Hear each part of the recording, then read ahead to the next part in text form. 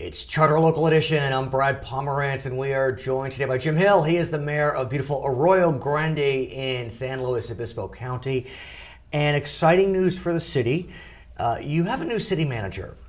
Yes. Why is that exciting? I mean, it's very important. I want to give a sense to our viewers why that's such a pivotal moment. Well, the city manager is actually the person who administers all of the city functions. Right. The city council and the mayor together provide direction and set policies and standards for the city, but then it's the city manager and the staff that actually carries that out. And the city manager is a really interesting position because they're really the interface between the city council and the staff, and truly, and the manager truly in that position.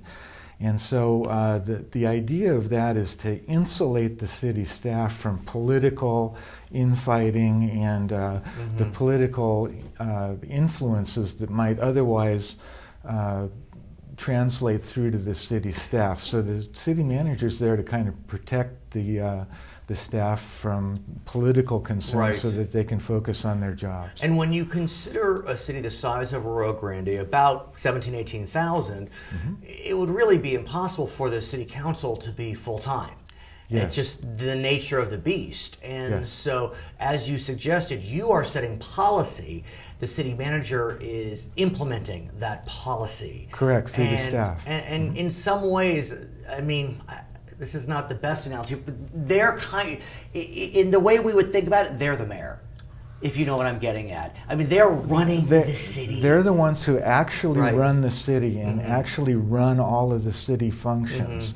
And the mayor and the city council, you absolutely have to change your thinking. It's a matter of setting policy, approving budget. That's a very important thing that the city council does. Indeed, no, critically important, the electeds. But the electeds are not the ones that carry out the day-to-day functions of the city. So tell me about Diane Thompson.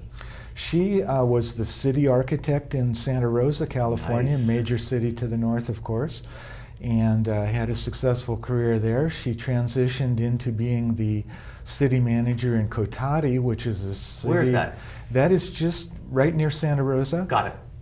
And a city of somewhat comparable size to Arroyo Grande. And then most recently she served as the interim manager in Ross, which I had to look it up on the map. Where is that? It's in Marin County. Got it. Very, very small community with limited services. So she was interested to get back to a full service city such as Arroyo Grande that would use her skill set. Well, lucky her. Can bring it. She gets to move to the Central Coast. She's very excited about it, and we're very excited to have her join us. I want to talk about one of the responsibilities she and the city council and the mayor has, and that's overseeing the efforts of residents and others to combat the drought. Yes. There is no doubt that the drought is impacting all Californians. And as you know well, the State Water Board recently set conservation standards for each supplier, we'll call it. And those standards range from as low as 4% for cities that are self-sufficient on surface water to as high as 36%. Now, Arroyo Grande standard was on the higher end, 28% conservation target. You needed to set your water usage lower than 28% based upon 2 years ago. Yes. Well, sir, congratulations is in order. What was the cumulative savings for the most recent report? We're on the order of 30%. Even higher. I saw 33%. 33%. And that's the combined efforts, of course, of our residents who have been very responsive to the city's outreach activities and the city's programs for water conservation. One of our most successful has been Cash for Grass,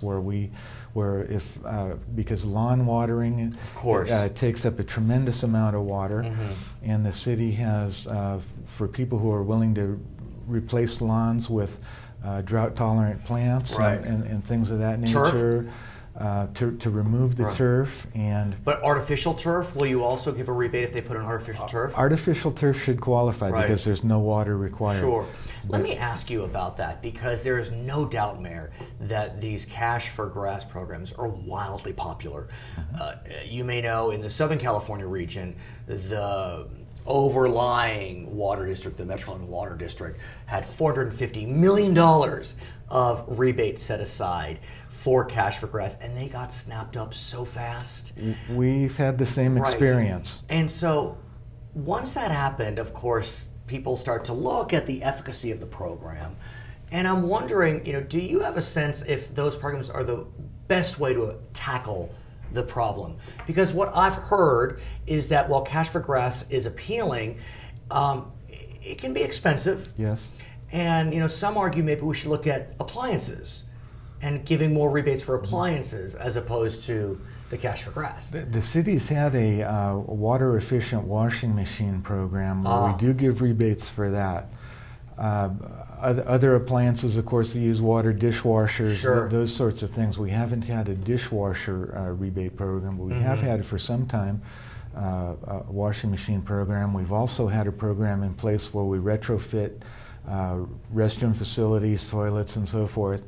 And are you retrofitting them with automatic toilets, or is this? No, this would be low flow. Because it's interesting. I also learned that the automatic toilets actually can be water wasters. Because, forgive me, audience, but we've been there where they just kind of flush on their own. They either flush on their own and they flush after every use. Right. So there's a couple of drawbacks to the automatic, as you've noted. No, the city puts in manual low flow. And so, fixtures. have you used up all your rebates, either cash for grass or appliance? We have used up the money that was originally funded for cash for grass. Okay. Some of our funding for that is in lieu water fees, where developers have paid an in lieu fee to reduce water usage, and so this is something that the city can spend that money on. And the council recently approved moving that forward from money that was set aside for next year for that program into this year, so we get the water savings more immediately. Let me ask you also about your sanitation district. It all kind of ties in with water. Potential water recycling. Exactly. There is an issue, though. You want to make sure your sanitation district is working properly. Yes. If it doesn't, we can only imagine. Very critical, absolutely. And so you have redundancy in most of the district, most of the plant, but there are some places where there's not. Some places there's not. The final processing stage of the plant is one of the original features of the plant that was built on the order of 40 years ago. Oh, wow.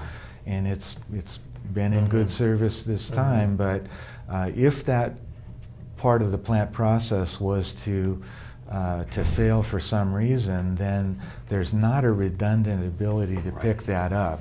Also, the Regional Water Quality Control Board is planning to lower the discharge requirements for the plant in the plant relicensing, which will come up in the not too distant future. And this will allow us to meet those lower discharge requirements that we anticipate with the renewed license, as well as maintain redundancy in the plant. So it serves two purposes that are very significant. At the same time, are you looking to loop in potential toilet to tap? I mean, is that the time to look at this? We are. The city of Pismo Beach is planning a water recycling initiative with their plant. That is something that the jurisdictions, of course, it's Arroyo Grande, Grover Beach, and Oceana Community Services District, all those working together also with Pismo Beach. We need to figure out the best way to get the most ability to recycle for the least cost. You'll come back and throughout talk about the jurisdictions. It's a great issue. His name is Jim Hill. He is the mayor of Arroyo Grande. My name is Brad Pomerance, and this is Charter Local Edition.